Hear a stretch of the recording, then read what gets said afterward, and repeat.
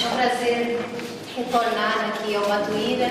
Talvez a maioria de vocês não me conheçam, porque da outra vez que eu vim em fevereiro, eu vim numa terça-feira. Mas é sempre um prazer estar aqui em Sorocaba, a convite da Silvia, do Fábio, do Leonardo e dos amigos da casa. Hoje nós vamos falar sobre este tema, que é das leis morais. Para quem é espírita estudioso, aqueles que estudam mesmo a codificação, como todos deveríamos fazer, sabe que isso daqui é uma parte do Livro dos Espíritos. Primeira obra básica. Nós precisamos conhecer o Livro dos Espíritos. Nós precisamos conhecer todas as obras básicas. Só que o Livro dos Espíritos, no meu entender, é a obra que não pode faltar no estudo do espírita. E até do simpatizante do espiritismo. Porque a gente simpatiza com a doutrina, precisa entender aquilo que está simpatizando. Então essa obra aqui, Livro dos Espíritos, ela é dividida em 4 partes. Nós vamos ver aqui o livro primeiro, que é as causas primárias, o livro segundo, que é o mundo espírita ou dos espíritos, o livro terceiro, ou parte terceira, que fala das leis morais, que nós conversaremos hoje, e a parte quarta, que é esperanças e consolações.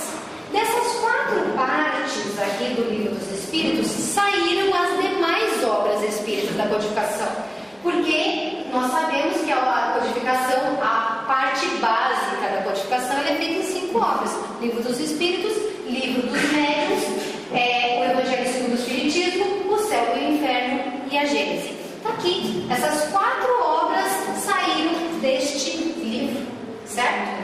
Hoje nós vamos falar então sobre o livro terceiro, que é as leis morais.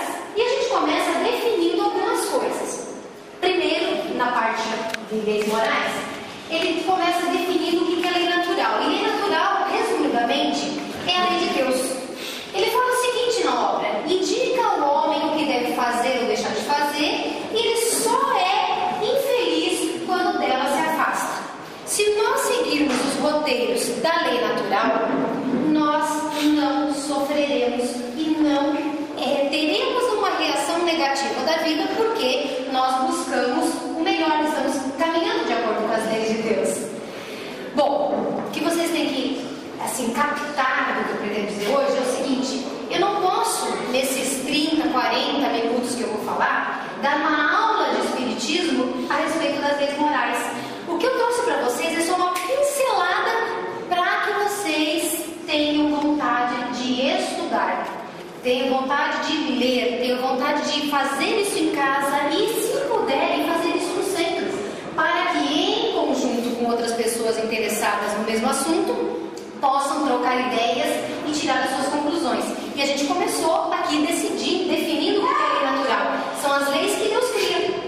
Infelizmente, por causa da nossa história religiosa, existiu um momento em que houve uma ruptura, existiu um rompimento da religião com a ciência. E aí, as pessoas em geral costumam achar que Deus não tem nada a ver com a ciência, mas a ciência é a análise do que Deus criou na natureza. Por isso que a lei natural também faz parte da ciência, não hoje da nossa ciência formal, mas fará um dia. Mas é ciência por quê? Porque é natureza, porque é fenômeno que pode e será um dia mensurado, ok? Quando nós falamos então, depois de lei natural, nós temos que entender o que é a lei de Deus. A lei de Deus é um roteiro de comportamento em que nós temos que fazer, seguir, para nos darmos bem na vida, vamos dizer assim, mas bem espiritualmente. Ela está escrita onde? Na consciência.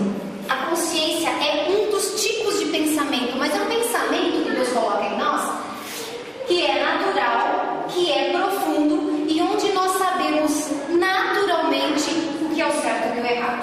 Só que, como diz o próprio Livro dos Espíritos, nós acabamos esquecendo no decorrer da nossa jornada de espíritos nas encarnações, criados simples e ignorantes, depois começamos a experimentar a vida, fazer as nossas escolhas, e aí a gente em algum momento abafa a voz da consciência, mais ou menos como se a gente pegasse o nosso grilo falante, que é a consciência do Pinóquio, e desse um tapinha, jogasse o grilo falante fora do nosso ombro. É o que a gente procura fazer lá nos primórdios da nossa existência como espíritos primitivos. A gente acaba abafando a consciência. Só que, embora essas leis de Deus estejam gravadas em nós, nós esquecemos manda pessoas em todos os tempos para nos despertar. Não é à toa que existiram vários missionários, vários profetas. Jesus foi um dos grandes missionários, o maior dos missionários, que veio despertar-nos essas leis de consciência. Então, quando se fala que amar ao próximo é bom, por mais que a gente não consiga, a gente sabe que é certo. Porque se todo mundo se amasse, nós não teríamos tanta miséria que existe nesse mundo. Concorda comigo? Então, basicamente, a lei de Deus, ela não é esquecida da nossa alma, ela está em nós. Aí, o próprio Livro dos Espíritos, nessa parte onde fala de lei natural, diz que o modelo mais perfeito para que nós sigamos de comportamento, de forma de ser, de conteúdo ensinado, é Jesus. Por isso, o espírita é cristão. Por mais que existam pessoas e religiões diversas do nosso pensamento, que não acreditem que sejamos cristãos, porque somos reencarnacionistas e eles acham, ou pensam, ou acreditam que Jesus não fosse reencarnacionista. Nós sabemos, pela nossa forma de ponderação, de análise, que Jesus era reencarnacionista. Mas não vamos ficar discutindo isso porque não vem ao caso. O importante não é esse aspecto, é o que Jesus ensinou. E ele ensinou a amar ao próximo como a si mesmo, a fazer todo o bem, toda a caridade. Então ele foi o maior exemplo. E o espírita tem a obrigação de conhecer a vida de Jesus e a sua mensagem para poder fazer o máximo possível aquilo que o Cristo ensinou. Nós também, pode mudar, temos que entender, e o Livro dos Espíritos ensina, o que é moral. Moral é a regra de bem proceder, isto é, saber distinguir o bem do mal. Nós falamos que a lei de Deus está na consciência. Naturalmente, nós temos o impulso de entender quando fazemos o bem ou o mal. A criança pequena que está engatinhando, antes de colocar o dedinho na tomada, ela olha para a mãe, porque ela sabe que ela está aprontando. Ela sabe que ela está fazendo arte. Quem é mãe sabe que a criança faz isso. E outras coisas. O ser humano sabe quando está fazendo alguma coisa que não é certa. Então eles têm um discernimento do que é o bem e o mal. A gente precisa de empurrão, a gente precisa de lembrete, mas dentro de nós não dá para dizer que nós não tenhamos esse conhecimento. E aí o Livro dos Espíritos nos diz que o bem é tudo aquilo que está de acordo com a lei de Deus. E é óbvio que tudo que se afasta do bem se afasta da lei de Deus. Tudo que se afasta da lei de Deus não é bem, é mal. Certo? Dito isso, nós começamos a entrar nas leis. São 10 leis que elas são expostas no Livro dos Espíritos como um roteiro. Não é um roteiro imutável, foi a forma como Kardec, analisando os ensinos dos Espíritos, achou melhor administrar o conhecimento. Hoje, no planeta Terra, nós temos essas leis dentro do Espiritismo. Em planetas primitivos, talvez elas sejam menos leis. Talvez em planetas mais evoluídos, mais desenvolvidos que a Terra, elas hajam outras leis, mais leis. Porque tudo depende da nossa evolução. Não quer dizer que a lei que está aqui não funciona para os outros. Apenas que elas pegam uma população específica de acordo com o seu grau de conhecimento. Baseado nisso, na Terra, hoje, segundo o Espiritismo, codificado por Kardec, nós temos, primeiro de tudo, a lei de adoração. Para quem for estudar, está lá, pergunta 649 a 673. E basicamente, a lei de adoração diz o seguinte, que adorar é elevar os pensamentos a Deus. É o canal de comunicação que a gente abre, é a porta que a gente abre, é a janelinha que a gente espia o Criador, tentando fazer um vínculo, tentando fazer um elo com o nosso Pai, para não nos distanciarmos dele, porque somos nós que estamos apartados de Deus, não Deus que está apartado de nós. Então, a adoração, ela é um ato, é uma atitude, não é só contemplação. Tanto não é só contemplação que a pessoa que fica permanentemente em atitude contemplativa, ou seja, inativa, somente pensando, orando, vibrando, ela costuma não sair muito do lugar. Porque a prece é boa, mas sem atitude, sem trabalho, sem desenvolvimento, ela não funciona como deveria funcionar. Uma outra coisa importante que o Livro dos Espíritos fala é isso sobre a lei natural ser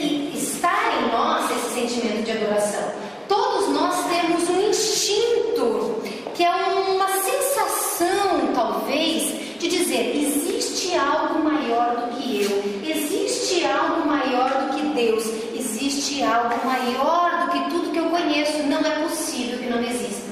Mesmo as pessoas que negam, elas conseguem justificar isso, mas é natural você querer crer em algo mais. Quem que criou esse mundo? A gente sabe quem criou as paredes do centro, sabe quem criou as cadeiras, sabe quem descobriu a eletricidade, mas não sabe quem colocou o sol numa distância que não nos matasse. Não sabe quem colocou as estrelas, a lua numa distância onde os mares funcionassem de acordo com a alta e baixa, etc. Quem pode ter sido? Não foi o homem, mas alguém fez. Então esse alguém a gente chama de Deus. Quem deu a nossa vida? A gente sabe quem gera, mas quem que criou a inteligência que está em nós? Então nós temos esse instinto de adoração e ele é natural. Então nós acabamos entendendo pelo Espiritismo que, além de ser natural esse sentimento de adoração, ele é um sentimento que nos aproxima do Criador e que é um sentimento de atitude, é um sentimento de muito mais do que mera contemplação. Esse capítulo ele vai explicar sobre sacrifícios que nós fizemos no decorrer da nossa história, vai explicar sobre a ilusão que nós temos que nos afastar do mundo é uma coisa útil para louvar, vai explicar que a adoração ela é um processo de louvor a Deus, de pedido a Deus e de gratidão a Deus, e que nós podemos orar aos Espíritos para nos auxiliarem, mas sabendo que estes Espíritos somente satisfarão a vontade do Criador nas nossas vidas. Que a gente pode implorar para toda a lista de Espíritos superiores que nós conhecemos, mas eles somente nos atenderão se estiver permissão do nosso Criador. É um capítulo muito bonito, é um capítulo que vale a pena, porque a maioria das pessoas ainda não sabe que orar precisa vir do coração. Eu não preciso fazer uma prece decorada. A gente tem que falar com a alma, tem que falar envolvido. Se nós dissermos: Senhor, obrigado por este dia, com a alma envolvida nesse pensamento, é muito melhor do que rezar 10 Ave Maria e 10 Pai Nosso. Por quê? Porque mecanicamente nós não estamos comunicando com Deus. É como eu falei no programa hoje à tarde, é que nem você mandar uma carta e esquecer de contar o seu. Se você não estiver com o coração envolvido, você não se comunica com o nosso Pai, certo? Continuando, o capítulo seguinte fala da lei de trabalho. As perguntas todas aqui nos slides estão dizendo quais são os números das perguntas, né? Mas isso daí, qualquer um que tiver o livro dos Espíritos, chega lá no índice e vai encontrar. Na lei do trabalho, nós vamos verificar o seguinte, pode mudar, que tudo na natureza trabalha. O passarinho trabalha, a formiga trabalha, a abelha trabalha, o leão trabalha, mas a leoa, né? Mas ele trabalha. Nós temos, todos os animais trabalham e o homem tem que trabalhar, porque o trabalho é uma lei. Obviamente que esses animais todos, você achou engraçado, né? Mas é verdade que a leoa trabalha mais que o leão. Ele tá indo sozinho, tudo na natureza trabalha, mas cada ser vivo trabalha na condição da sua limitação. Eles trabalham para sobreviver, eles trabalham para alimentar a prole, eles trabalham para se proteger, e nós, seres humanos, trabalhamos para ter conforto, também para se proteger, para tudo que eu falei dos animais, mas a gente trabalha para ter conforto, para ter uma vida melhor. O trabalho, ele desenvolve a inteligência. Quando Deus nos criou, Ele nos criou com uma potencialidade de inteligência, mas não nos deu a inteligência já suprida no seu ápice de qualidade. Não, Ele disse assim: vamos trabalhar, o trabalho faz a gente ter que pensar, como é que eu vou resolver um problema? Como é que eu vou me proteger da chuva? Como eu vou me proteger do sol? Como eu vou me proteger do frio? Como eu vou me alimentar? Como eu vou salvar os meus filhos, a minha prole, dos perseguidores naturais? E aí a gente começa a pensar, construir formas de realizar essas nossas necessidades. Isso aumenta a inteligência, aumentando a inteligência nós vamos nos capacitando como espíritos. E lá diz que, além de ser um meio de aperfeiçoar a inteligência, também é uma expiação. Expiação por quê? Para que nós possamos perceber que essa necessidade de ajustarmos com a lei divina, ela também é pessoa que tem uma dificuldade, por exemplo, uma imperfeição de estar no comodismo, ela é obrigada a sustentar duramente a sua existência, através de um trabalho muito mais rigoroso, às vezes, do que o do seu vizinho.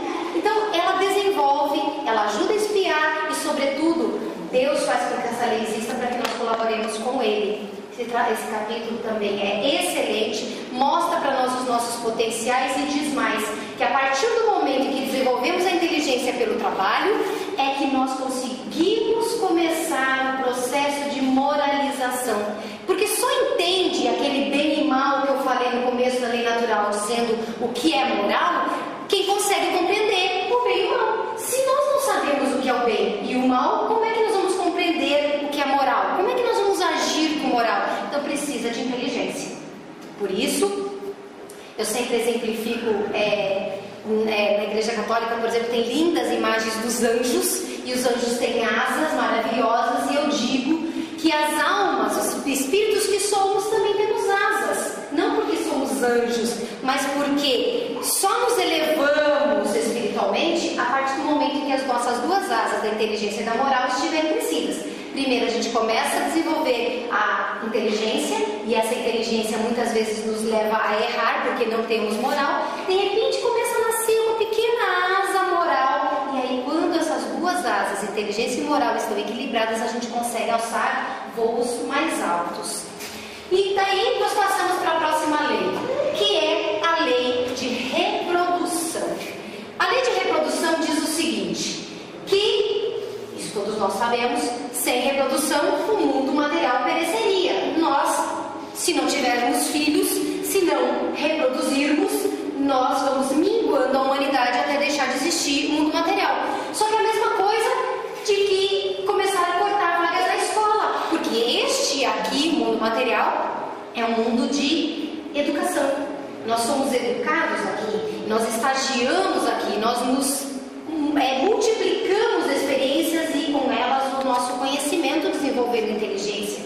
Diz também nessa lei que nós podemos até balancear, regular a reprodução, não só a nossa, mas também da natureza à nossa volta. Não deixar, por exemplo, que uma espécie se desenvolva demais a ponto de prejudicar o meio onde vive. E que Deus deu ao homem essa capacidade de raciocinar e aplicar esse raciocínio ao mundo onde vive, e que ele tem esse direito, desde que não faça isso abusivamente. Que nós temos que ter um critério do equilíbrio. É isso que se diz também nesse capítulo. Fala mais, muitas vezes as pessoas, por uma questão até centenária, milenar, dizendo dos pecados que existem, Deus cria a reprodução, cria o ato sexual, cria a necessidade fisiológica de reprodução e do ato sexual, e a gente acha que é pecado. E aí as pessoas, às vezes, por essas ou por outras razões, resolvem entrar no celibato, não querem relacionar-se com ninguém. E os livros dos Espíritos diz o seguinte nesse capítulo, que Deus não pode ver pecado naquilo que Ele criou. Porém, se o celibato for feito voltado para o bem do próximo, onde, por exemplo, uma pessoa deixe de criar família, de ter os prazeres e a proteção, o amor de uma família para dedicar-se a uma família maior que a sociedade, e aí já muda tudo. Não é um problema no celibato, porque daí não está sendo feito por egoísmo. O grande problema, muitas vezes nas leis morais, que eles dizem que o nosso grande problema é o egoísmo. Grandes exemplos disso nós temos. Francisco de Assis, que era noivo, quando se tornou frei, parou, não casou mais, porque ele foi dedicar-se a uma causa maior. Madre Teresa de Calcutá foi freira, foi madre, e não casou, porque ela foi dedicar-se a uma causa maior. Chico Xavier, médium, podia ter casado, mas em vez de constituir família, a família dele era uma família maior. E assim por diante. Se formos usar o celibato, que seja por uma razão nobre, social, jamais pelo egoísmo de não querer se misturar com a sociedade, mais ou menos nessa linha, ok? Próxima lei diz da conservação do homem. A conservação é uma lei, é um instinto natural que Deus coloca em nós para que nós permanecemos na Terra o máximo de tempo possível. Existe uma programação encarnatória e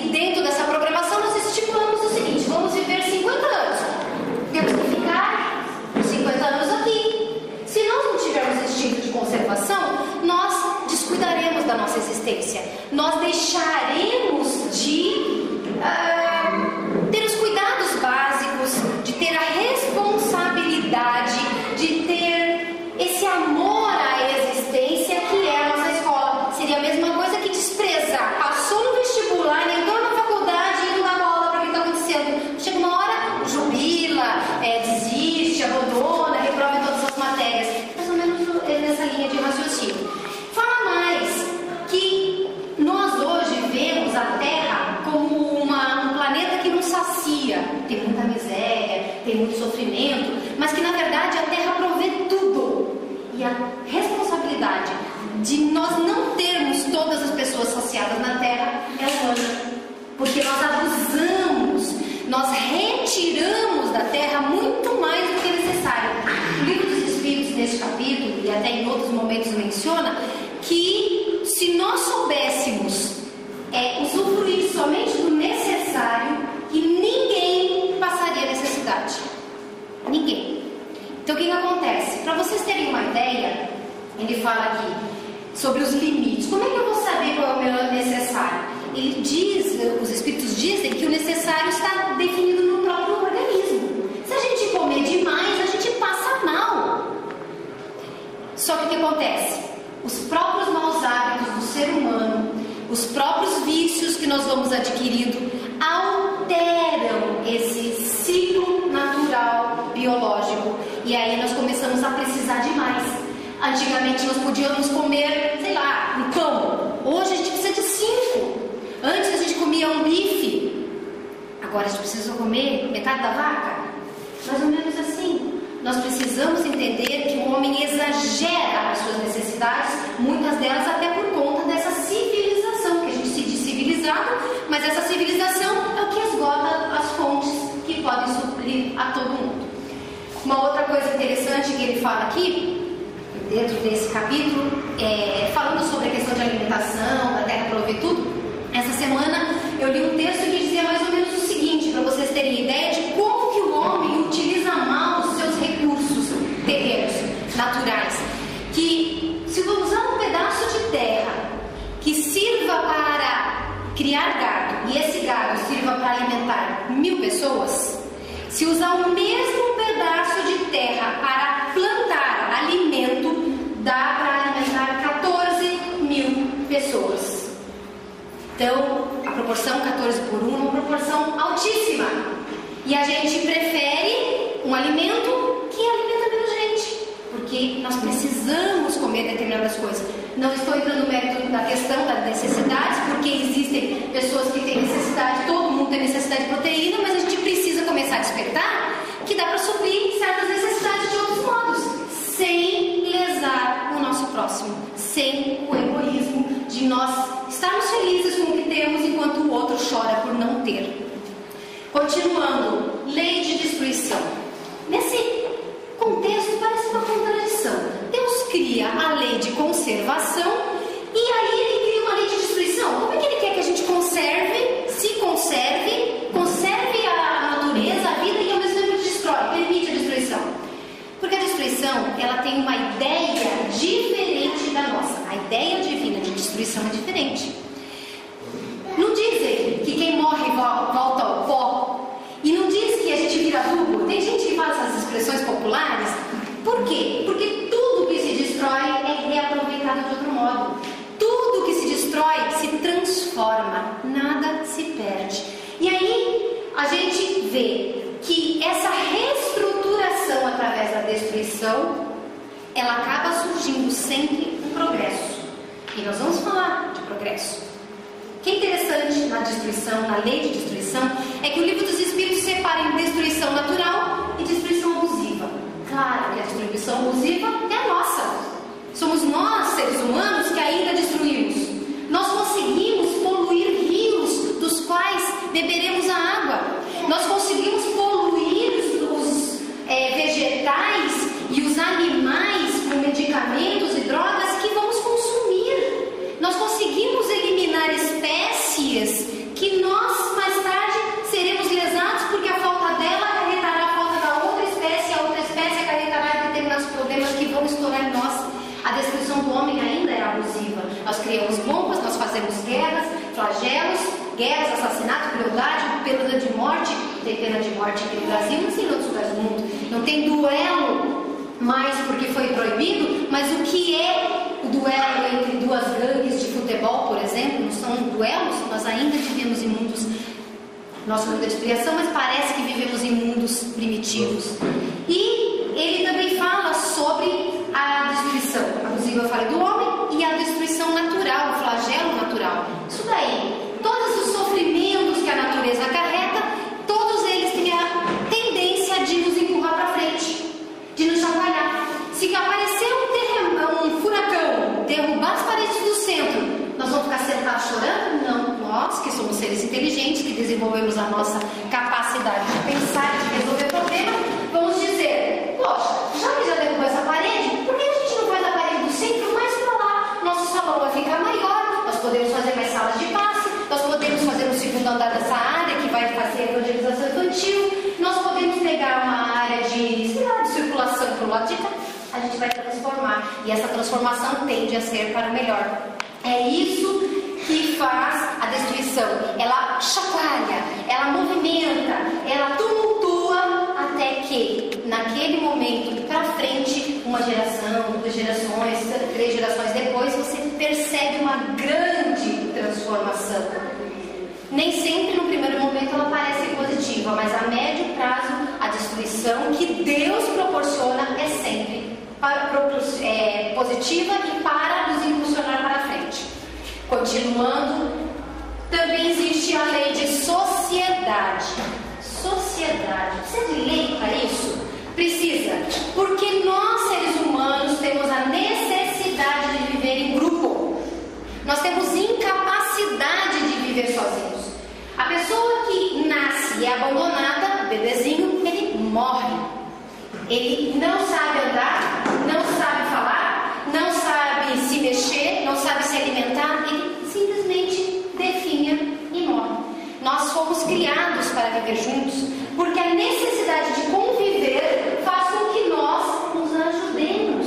Eu tenho algumas qualidades que ela não tem e eu vou ensinar para ela através da minha experiência, mas ela tem algumas virtudes que eu não tenho, alguns dons que eu não tenho, e assim somos todos nós.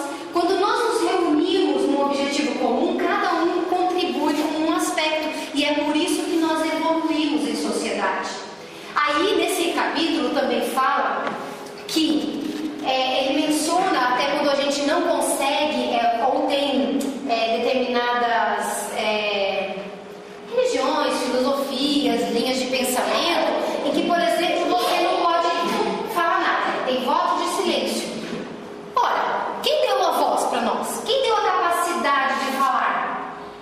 Foi Deus. É pecado usar voz?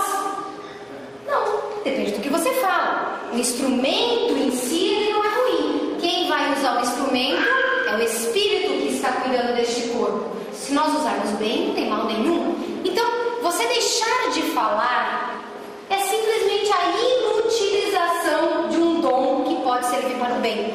Egoísmo. Não vai te adiantar para nada. Vai te impedir de se relacionar com o próximo. Se da mesma forma viramos ermitões, nos separamos da sociedade para, vamos dizer assim, não ser corrompidos por ela, mais egoísmo ainda, porque a gente sabe que a sociedade está precisando de virtudes, a gente pressupõe que tem as virtudes, porque eu não quero me manchar com aquilo que eu tenho.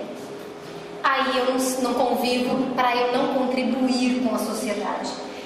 Às vezes, isso diz o livro dos Espíritos, há pessoas que se afastam da sociedade, mas o objetivo é o seguinte: eu quero estudar, eu preciso de isolamento para eu produzir, criar, desenvolver alguma coisa nova que seja necessária, uma vacina nova, uma tecnologia nova.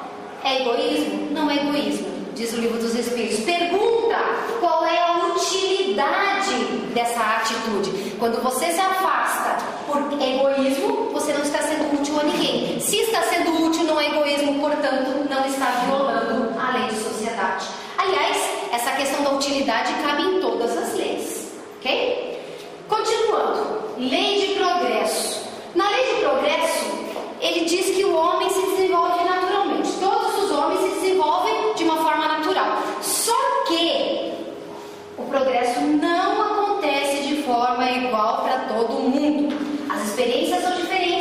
reação às experiências são diferentes e por conta disso cada um se desenvolve numa direção, numa velocidade, em certo grau. E aí, quando nós convivemos, nós ajudamos nas leis de sociedade a que esse progresso atinja todo mundo. Então, até a imagem que eu coloquei no slide foi de várias profissões. As profissões, elas são complementares. O arquiteto ajuda o engenheiro, o advogado, o psicólogo, o assistente social trabalham em sociedade, o médico e o enfermeiro, e o fisioterapeuta, e etc. Assim por diante, nós vamos nos ajudando. E assim nós vamos progredindo. Ele diz mais que, aquilo que eu falei sobre as asas, a moral e a inteligência não se desenvolvem ao mesmo tempo. Quando nós, em sociedade, vamos desenvolvendo, vamos progredindo, e aí a nossa inteligência dá um salto de qualidade, que é o que já está acontecendo e já vem acontecendo no planeta Terra faz um tempo. Nós demos um salto nos últimos 50 anos que é assim absurdo de inteligência. É só ver o que nós temos de tecnologia hoje. Pode ser muito atrasado perto do que vai ser, mas é muita coisa. A Segunda Guerra Mundial não tinha o que nós temos. Há 20 anos a gente não sabia. A maioria das pessoas não sabia o que era um celular. Quase não existia, nem sei se existia no Brasil. Hoje todo mundo tem. É que nem caneta, todo mundo tem. Quando nós acabamos usando esse progresso todo para viver, nós vamos crescendo, desenvolvendo. E aí sim nós estamos no ponto de, com a nossa inteligência, dar o salto moral. Aí o salto moral precisa de dedicação nossa. Precisa de impulso, precisa de boa vontade, precisa não ter preguiça nem comodismo.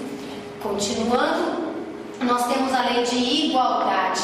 A lei de igualdade, por mais cristãos que estejamos, por mais teístas, por mais fé em Deus que nós tenhamos, a maioria de nós ainda não consegue se achar igual. A lei de igualdade diz que todos são submissos às mesmas leis. Para Deus não existe ninguém melhor, não existe ninguém pior e não existe ninguém especial em relação às suas leis. A mesma lei que rege Jesus rege a pessoa mais criminosa desse planeta. É a mesma lei, porque Deus é justo. E nós vamos falar da lei de justiça daqui a pouco. Então todos nós estamos sendo orientados, regidos, impulsionados pelas mesmas leis. Para Deus todo mundo é igual. E fala mais nesse capítulo que todos nós, quando fomos criados por Deus, quando nascemos na terra, nós temos as mesmas fraquezas, as mesmas necessidades, as mesmas, os mesmos impulsos básicos, instintos, para que todos nós tenhamos uma jornada semelhante e digamos, eu não fui privilegiado e ele não foi privilegiado enquanto eu não tive privilégio algum. Então, para isso, nós temos que ter plena consciência. Nesse momento a gente pensa, bendita reencarnação, que explica por que apesar das leis divinas serem todas iguais, eu estou sempre sem dinheiro, doente, porque eu sou uma pessoa com dificuldade de aprendizado, por que isso, por que aquilo, enquanto o meu vizinho é sempre bonitão, sempre bem vestido, sempre com sucesso, status, dinheiro, fama, etc, etc. Tudo isso é importante, porque se a gente souber que a diferença do outro é uma diferença só de experiência, mas que o potencial dele, do teu, depende da alma que somos, que o desenvolvimento dessa alma depende do nosso esforço, e que a lei que nos impulsiona para frente é a mesma lei que impulsiona ele, e que hoje eu sou necessitado, mas amanhã eu não serei, e que hoje ele não é necessitado, mas ontem ele foi. Daí nós vamos sentir que Deus é mais justo conosco, não vamos ficar questionando a sapiência divina. Bendita reencarnação. E continuando, nós falamos sobre a lei de liberdade. A lei de liberdade diz o seguinte, que todos nós necessitamos um do outro. Eu falei isso agora há pouco em lei de sociedade. Nós precisamos. E nós temos que entender que a liberdade absoluta não existe. E isso até houve, para quem assistiu o programa hoje à tarde com o André, a gente até debateu um pouquinho, porque ele queria falar de uma coisa, eu queria falar de outra, e a gente divergiu, mas basicamente a de nossa divergência fala aqui, foi que ele disse, nós temos um limite para a nossa liberdade. E eu disse, não, nós temos sempre livre-arbítrio. Só que em algum momento esse nosso livre-arbítrio vai ser entravado. Pelo quê? Pelo relacionamento com o outro, pelo limite com o outro. O direito do outro impede que eu vá adiante. Às vezes eu posso querer estagnar. Quando nós estagnamos, não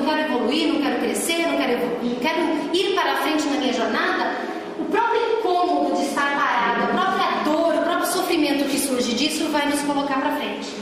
Então, a nossa liberdade diz que o único homem que tem verdade absoluta é o que está sozinho. Mas nós temos uma vida de relação, então nós nunca temos liberdade absoluta porque tem que respeitar o direito do próximo. Se nós não respeitamos, estamos violando uma lei. Mas o livre-arbítrio é o direito que nós temos e é ele que faz com que sejamos responsáveis pelas atitudes que tomamos. E aí, se nós escolhermos fazer uma coisa, escolhemos isso, mas temos que receber a contrapartida da resposta da vida naquela escolha que nós demos. E fala mais que nós temos o direito à liberdade de pensar, à liberdade de consciência, mas que se a manifestação da nossa liberdade, os atos exteriores, violarem o direito do outro, não tem problema a gente querer por um bem maior reprimir a manifestação. Porém, ninguém tem o direito e nem é possível reprimir o pensamento. Qualquer um pode dizer, a partir de hoje baixamos uma lei, não existem mais espíritas. A partir de hoje nós não acreditamos em reencarnação. A partir de hoje ninguém é médium. Não tem jeito, porque nós continuaremos tendo a convicção íntima, nossa consciência continua acusando que isso está certo e, embora a gente não possa se manifestar, teremos o pensamento daquilo que nós acreditamos. Então nós temos liberdade de pensamento. Porém, e isso o livro dos Espíritos explica, que o pensamento, a liberdade de pensamento que temos, Deus sabe. E nós somos responsáveis por isso que pensamos também. E enfim, a última lei é a lei de justiça, amor e caridade. A lei de justiça fala o quê? Nós conhecemos aqui a justiça dos homens. A gente procura aqui com a justiça dos homens que todo mundo tenha direitos iguais. E até é interessante no direito, porque no direito se diz o seguinte, uma frase de Rui Barbosa, que também já é inspirada em outros pensadores, diz assim, que justiça é dar desigualmente, mais ou menos assim, dar desigualmente aos desiguais e dar igualmente aos iguais. Em outras palavras, se nós temos necessidades iguais, nós vamos receber a mesma coisa. Se nós temos necessidades diferentes, nós vamos receber coisas diferentes, porque cada indivíduo é um indivíduo. A justiça, então, é esse respeito ao direito de cada um. Cada um de nós, por ser indivíduo, estar numa altura da jornada espiritual, tem necessidades diferentes. Para que essa justiça aconteça, é que existe o amor e a caridade. Eles são complementos.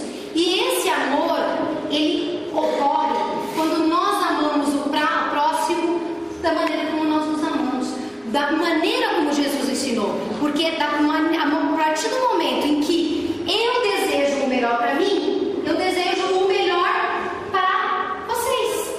Se eu desejar para vocês o que eu desejo para mim, eu estarei cumprindo a lei de amor e de caridade.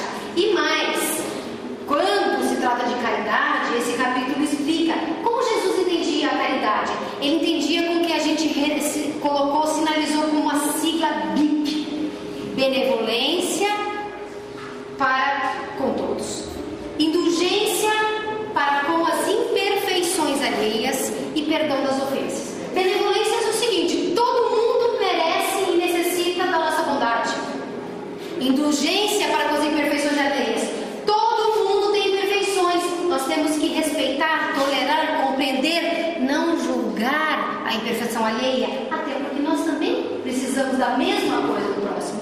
E todos nós temos que perdoar, porque todos nós, por sermos imperfeitos, cometemos erros. E o perdão que a gente deve para o nosso próximo é o mesmo perdão que a gente necessita. Se nós usarmos essa sigla BIP, benevolência, indulgência e perdão das ofensas, nós estaremos agindo com caridade. Uma caridade que vai muito além da caridade material, que é importante, mas é uma caridade moral, que vai levar a alma para um estágio superior de consciência e de responsabilidade. Vai nos elevar moralmente e, por consequência, nós estaremos mais perto de ser espíritos felizes. Eu termino deixando o meu contato, esperando que essas rápidas palavras que eu falei hoje, que essas rápidas explicações, que não chegam nem perto do que o conteúdo de cada capítulo desses tem para dizer, tenha estimulado vocês a alguns pensamentos. Saber que Deus está sim no comando de nossas vidas, mas não como quem direciona, mas como quem incentiva. Saber que todas as nossas provas, as nossas dificuldades e as nossas experiências têm um motivo e um porquê. E esse motivo e esse porquê tem a intenção de nos ajudar, de nos impulsionar a evoluir e a ser felizes. E mais, a estudar. Se somos espíritas, temos que estudar as obras básicas, porque é muito conteúdo, é muita informação. Não dá para dizer que somos espíritas só porque acreditamos em reencarnação, só porque somos médicos ou só porque somos cristãos. É um conjunto de coisas que nos define como espíritas.